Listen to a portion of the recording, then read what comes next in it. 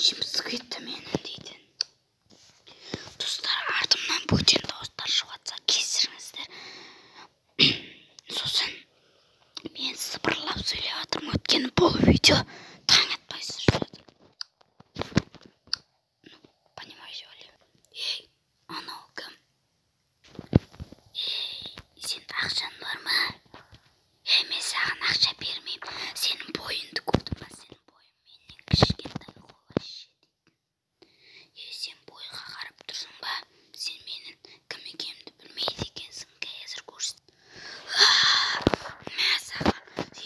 Сосын